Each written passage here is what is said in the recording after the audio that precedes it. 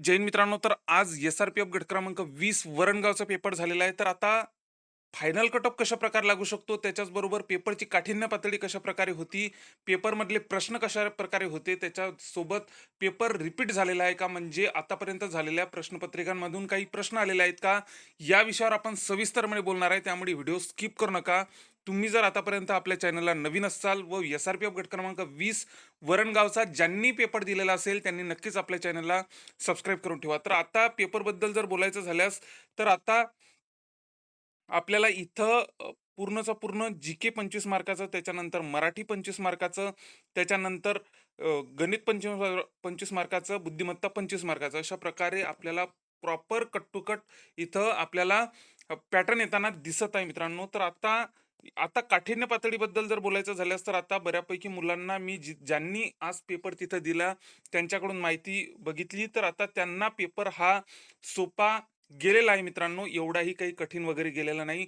पण तरीही आता पेपर थोडा जो परीक्षा हॉलमध्ये देत असतो त्यालाच माहिती असते की पेपर कशा प्रकारे पेपर आपल्याला काय तिथं फेस करावं लागत असते. तर आता त्याच्याच बरोबर आता जी-के थोडं युनिक होतं.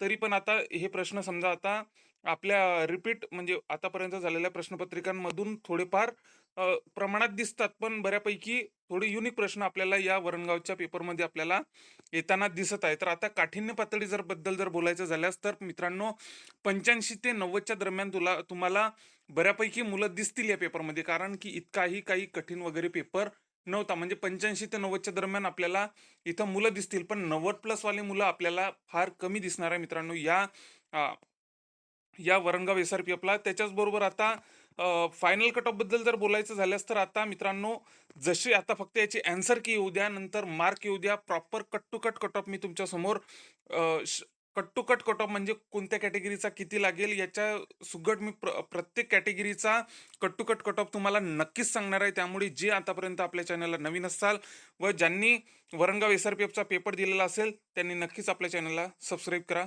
जय हिंद.